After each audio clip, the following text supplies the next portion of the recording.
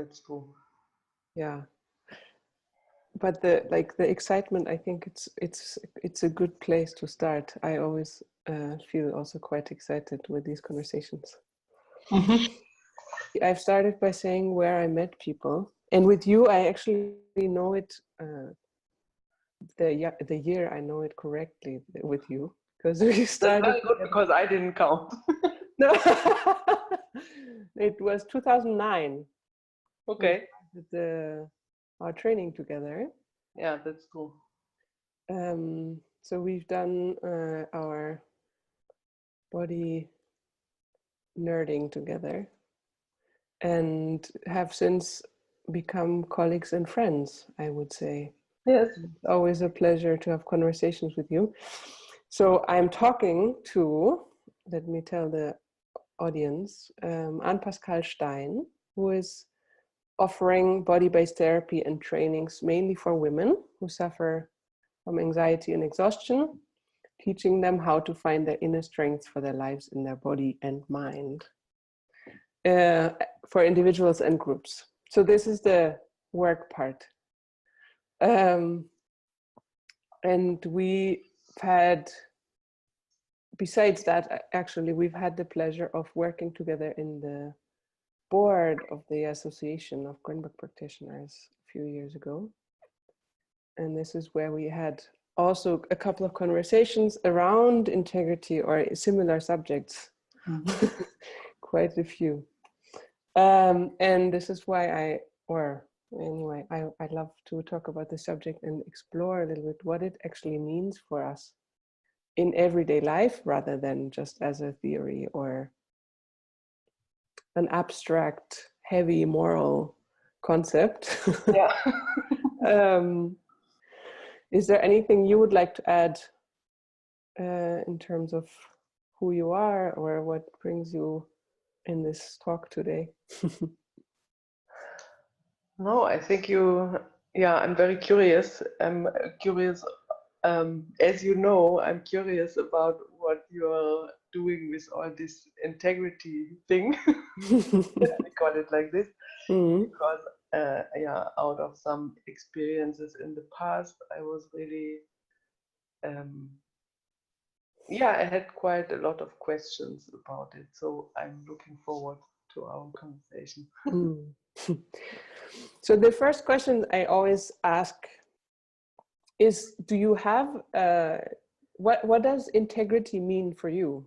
Like, do you have a concept or a thought about this? I think it's a mixture, or it's something between like being on one hand true to myself and being independent. I think I see it like this, that or maybe that it's both concepts are linked together, like that I'm not dependent from something or somebody in my thinking or my feeling, and by this independence I can be true to what's important to me. And also I think in the work I do, I can clearly see that people are very much suffering if they cannot be true to themselves because they're afraid of being independent, or the other way around. Like, so being true to themselves and being independent, they're not the same thing. They're two different aspects of it, right? I cannot even say like, or why am I differentiating between? Because I think if I say like integrity is being independent, it sounds like a bit like, okay, it's me and I'm independent and I'm doing what you want. And if I maybe what does independent mean for you? Let's go and look at that word then. It's, for me, it's really to think for yourself. It's not to believe in any concept. Like the even if it would make your life so much easier to just believe in it, that it's if you didn't think it's true for yourself, it might bite you in the ass. Mm-hmm. um, Maybe do you have yeah, an it's like example, or do you have an example where of something that you think about? for me, for example, it's a lot in relation to teachers, and it doesn't matter in which area. Yeah, if I'm learning like for my profession, or I'm learning business skills, or like I don't know, lately now because I have a small son, I got interested in all kinds of learning more about education, like or what people write about it, what the different things that are also a la mode at the moment, like stuff like this, and like yeah, and I think in all these areas, not to believe anything, not to follow just because some kind of expert said it. Yeah. It's Yeah. really, and then it means, of course, also on a more personal level to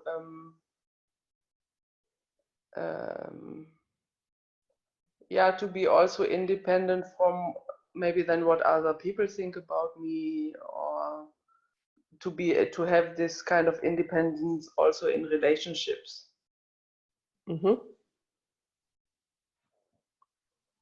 Yeah.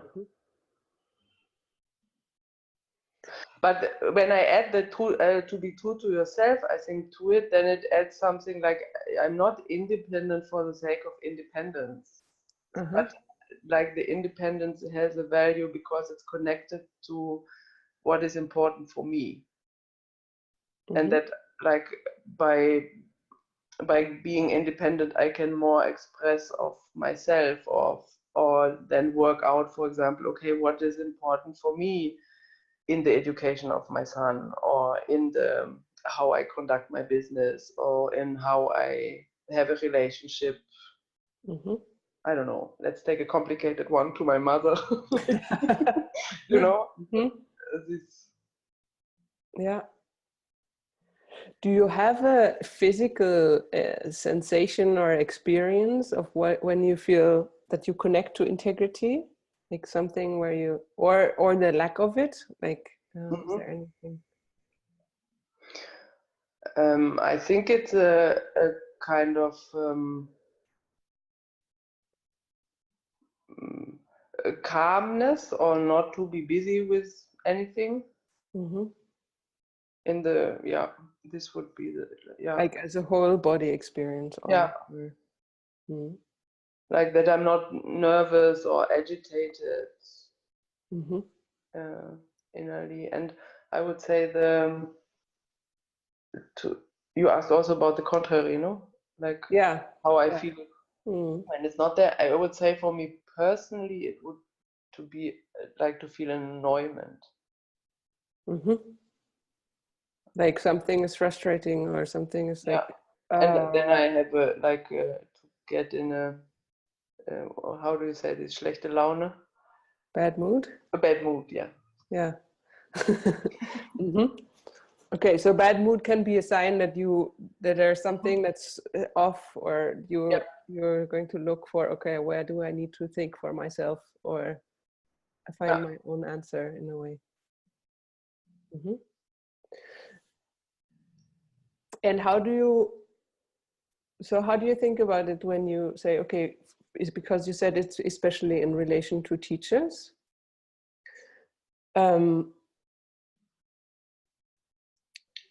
If you want to learn something new, in a way that's how I think about it. You kind of give up part of how you used to think, right? Or what used to be true to yourself. In a way, you're like, okay, this is who I used to be, and now I'm learning something else. Or in this process, in a way, I have to let go of some of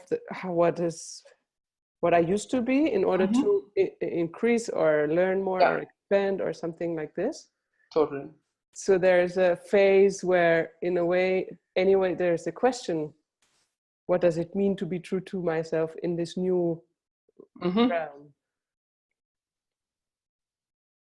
So Yeah. how do you think about that phase, or what does this mean? I think this phase for me is very practical. It's like to take whatever I learned and to try it out and to see if it's fitting for me or if I need to change something. Mm-hmm. And I think just to have this freedom towards a teacher to say, okay, I will try out your concept and I will see if it works for me like this, or if I need to change something, or if it doesn't work at all, or if I need to combine it with something else, and then to trust in this experience that I'm making. And it doesn't have to be the final decision. Yeah, now I take, I don't know, part XY from the concept of the teacher, and I match to it part ABC from myself, and then it stays for it like forever. But for the moment that I'm trying it out at the moment, it's working for me like this. Yeah. I think it So would be it's very, thinking for yourself, but it's also trying out things. It's a very practical thinking in a way. yeah. Mm. Because I think also integrity is very much linked to, or how can I say, yeah, it's like how we are in the world and the decisions we take. Because I need to I need to build it all the time again, the integrity. It's not something that I have once and then I'm integer. Yeah. Yeah, it's a process in a way, like and it comes with a lot of questions, of course. Yeah, it's like this process of, okay, I've changed a little bit, so what is now true to myself, and I've changed again, and or the world around me has changed and I need to relate to things in a new way. Yeah. Can you say something more about this fear of being independent? Because you said that people that you experience, people are suffering or have a challenge when they want to be true to themselves, but at the same time they're afraid of being independent. Yeah. I mean, there is the part that maybe you will create more conflicts with other people, and then of course nobody likes it. But I think there's also the part that is just about the responsibility. That if you allow yourself to be independent and to be connected to what's important to you, it's you're much more responsible for what's happening. For example, in the context of learning, I cannot just say, it's a bad teacher, or what he's teaching is not working for me. But it's like, okay, what can I take from this course? And maybe he is a bad teacher and I will never do this course again. Yeah.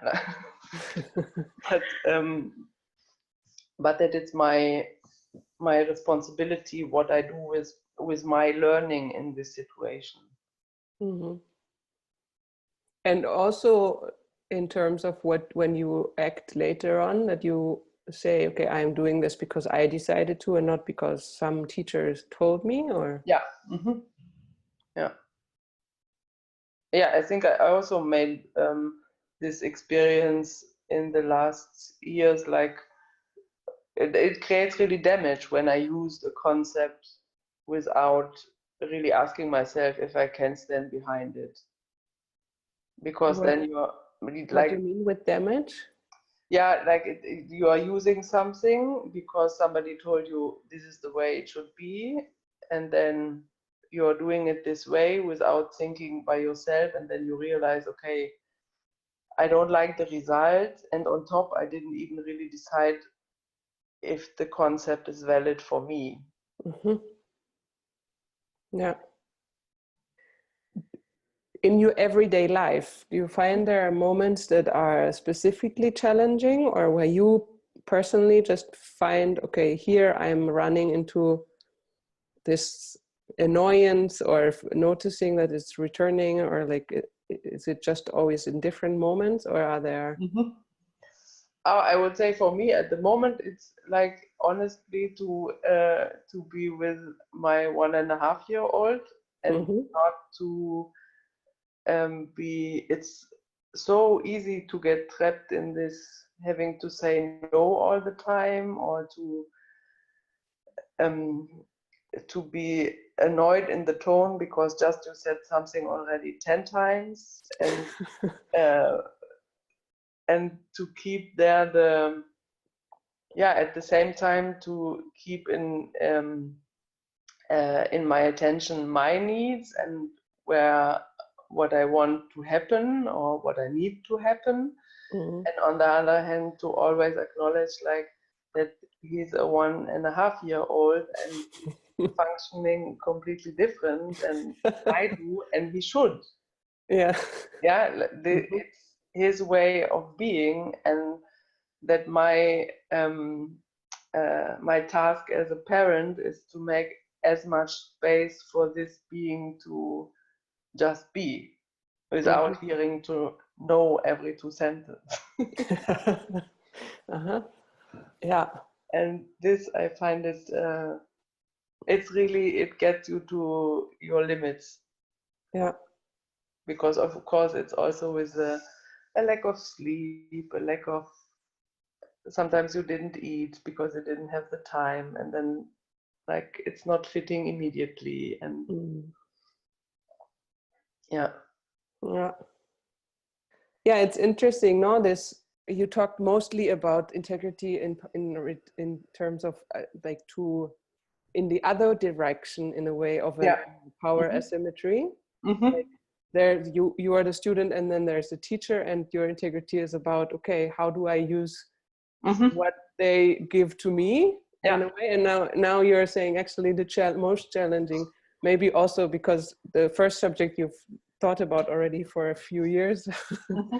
or you've been a student for a while, and now the 1.5 years is a comparatively Compared not short time.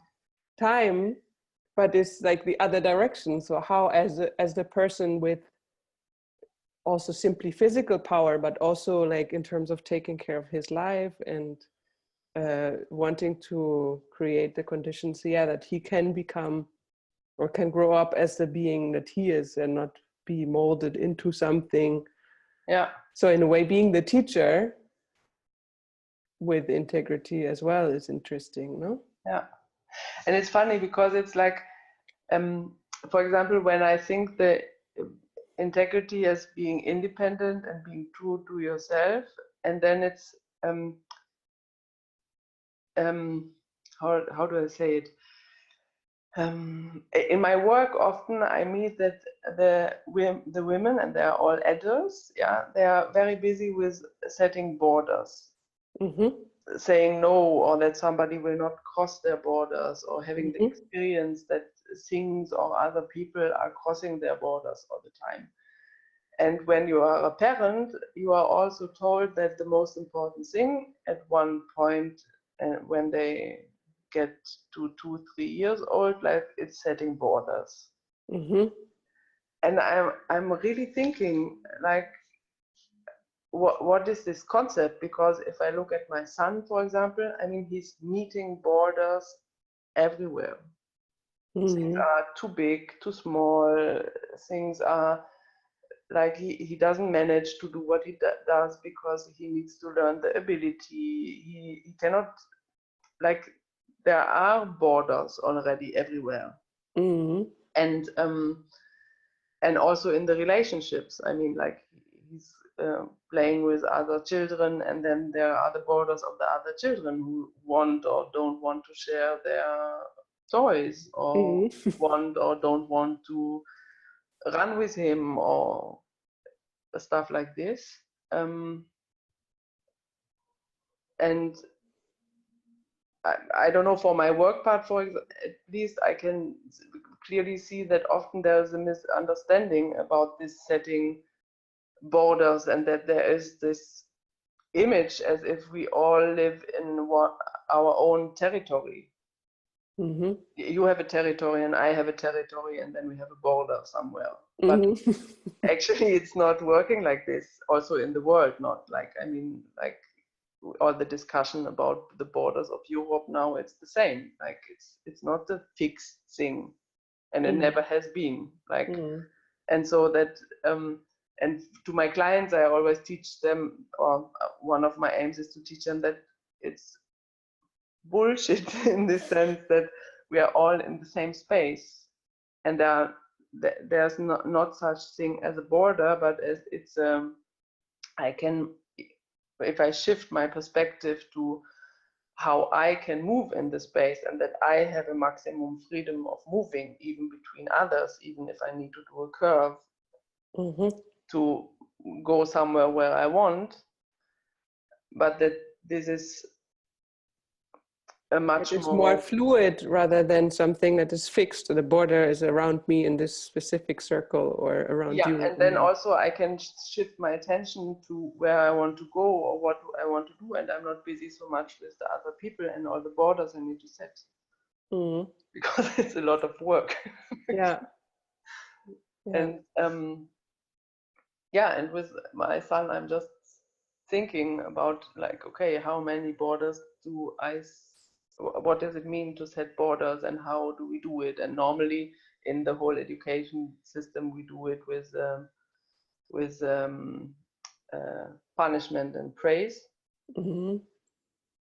And I find it very interesting to think about those concepts, and even if, of course, the most parents of today, there is not an active punishment, yeah, but it's so easy to say, like, if you don't do this now, then you cannot do this. And I really, my greatest struggle at the moment is not to say this kind of sentence. Yeah. Yeah. Yeah. So, and then there's the question, like, okay, if it's not really working like this in education, then how do we learn? Or what is the frame as a parent that I need to give for my child so he will learn? Yeah. And I really, my greatest struggle at the moment is not to say this kind of sentence. Yeah. Yeah. Yeah. So, and then there's the question, like, okay, if it's not really working like this in education, then how do we learn? Or what is the frame as a parent that I need to give for my child so he will learn? Yeah. With the child also, it becomes this mixture, no? Because it has to do with, okay, what it annoys you to be asked the same question 10 times. It has actually nothing to do with him, but it's about you and what you need in a way. Yeah. And at the same time wanting to teach him or give him an idea of a more general, how do we interact as humans, maybe. If that's even possible, actually. It's interesting also to think, no? That Yeah. Yeah, and at the moment, after reading more about it, I was really asking myself, like, if these things that we take for granted in education, and where we would also say to ourselves, yeah, I also grew up like this, it didn't harm me, like, I'm still a successful person today. But like, when I look at least at the women who come to me, also the men who come to me, that this maybe still this I will just, in simplification, call it the praise and punishment system, like, so integrated for a lot of people as their own inner voice. And I'm asking myself if it comes from this early age, even without, like, blaming any parent, yeah, like, but if it's this voice we have all integrated, Yeah. And then for some people growing up, it's easier to let more go of it, or they got also more other input or more space for themselves, and others not. And then it creates this suffering today for them. Do you personally have a kind of practice or something that you use to come back to the sense of integrity? If you if you come into a situation where you feel like you lost it, or you didn't manage to really be independent and true to yourself, or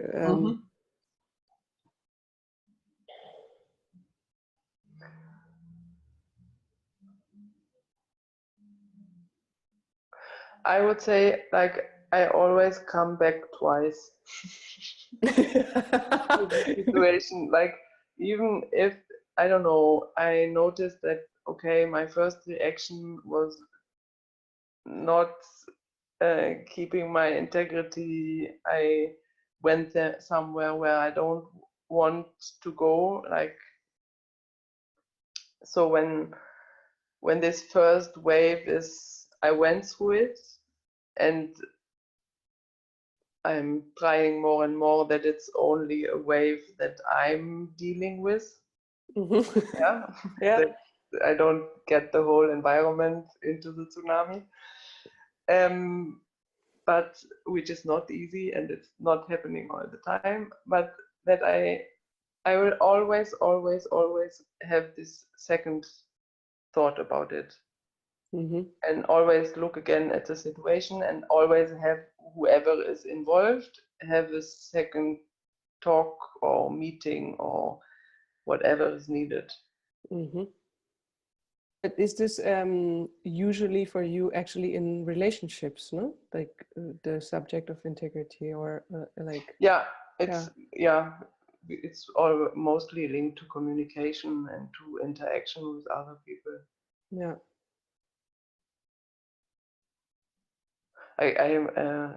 Can you think it without interaction?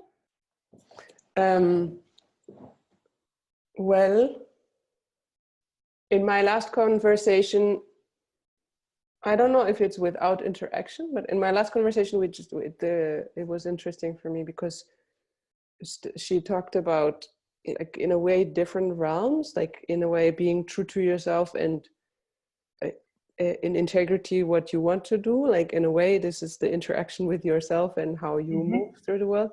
And then the second one would be in relationship to the people that are maybe more closer to you, or something where you have actual interaction. And then the third realm she mentioned, like, actually with the environment, for example, like being able to, like, how do I relate to and live in and take into consideration, like the larger aspect of the world also, like, as in how aware of climate I act, or like other subjects that nature. And of course there's also a kind of interaction, but it's less of a or I don't know, the relationship aspect is different, I guess, Yeah. with individual people or in a group. Or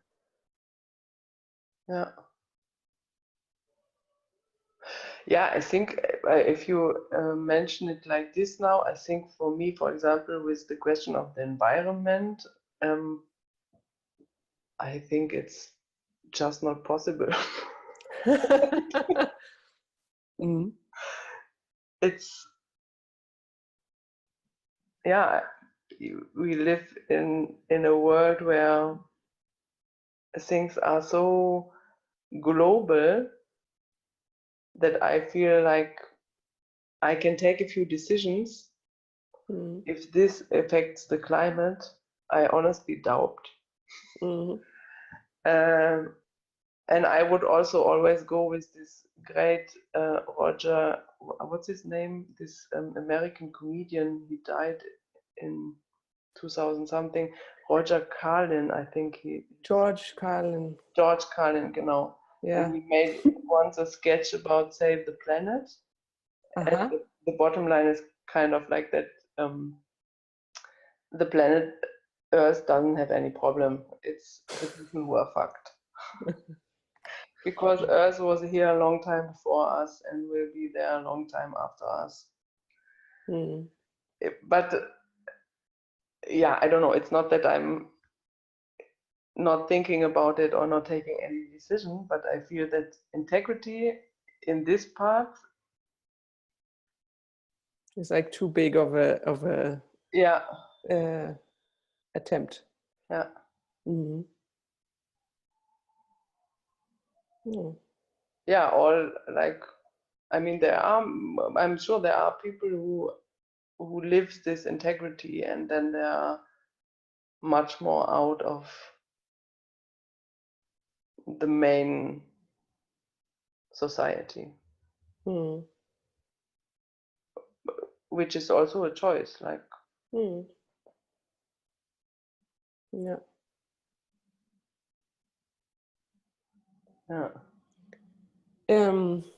My last question is always if you have any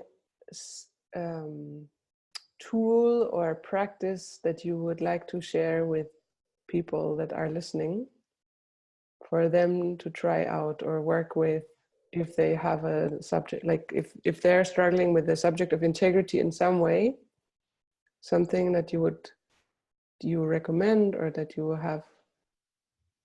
would like to share. Maybe it's not tools either, but thoughts, or I don't know, anything that. Yeah, I think for me what works is like to take this second step to connect myself again to what's important to me. So even if I have a decision or I have I'm in a kind of dilemma or something like this, that I can step out of it and more ask myself, okay, which kind of person do I want to be, or which kind of for which kind of value I want to stand, or and then it's not, even if I did something that I'm not proud of in the initial situation I'm dealing with, I can still relate to it, or I can integrate it also in myself. Yeah. I think that's a great approach. In a way, it's integrating that we do as humans end up doing things that we didn't mean to or didn't want to, or afterwards notice, okay, I don't want to do that again, or something like this. And it's very real in a way, it feels to me like. Yeah. So you said I always come back twice. So I love this sentence. And as a practice, a like a zombie, but like a zombie. It actually reminded me of a book I read by Terry Pratchett, who's one of my favorite authors, and he has this book. It's called "I Shall Wear Midnight," and it's about a little witch, and she has the technique of opening your eyes again. And in a way that sounds similar. It's like looking at the things and then opening your, like, even though your eyes are open, opening them again and looking at it from this other perspective of, okay, who do I want to be in this, and how do I take this to further? Yeah. And I think at the moment, one practical thing I'm just trying, because I noticed that for myself sometimes transitions are difficult, like transitioning from working to coming home, or the other way around. And I'm trying to put a song for me. A song? Yeah, like a kind of transition song. Cool. Yeah. Sometimes I forget Yeah. But if I remember, it's So it's always the same song that comes no, with, no, no. just. It's like I can have a little playlist and then. Mhm. Yeah. Nice. Yeah. Yeah, I like it because it's so light. There's something light and Yeah, because sometimes I just take for example, I'm driving a lot the bike, Mhm. and it's very difficult to stay relaxed on the bike. And so when I come home, then I have all this stress from the way, and still I love biking also, Mhm. but um, yeah, and then I need a moment to let go of this stress. Yeah. Cool. Yeah. Thank you. Thank you for inviting me. Yeah, it was my pleasure. Really interesting. Yeah. Is there anything that you would like to add, or is it a good moment to wrap up? No, I think I have nothing to add. Yeah. So thank you for coming. And the next conversation will be another interesting one, I'm sure. I'll introduce them then.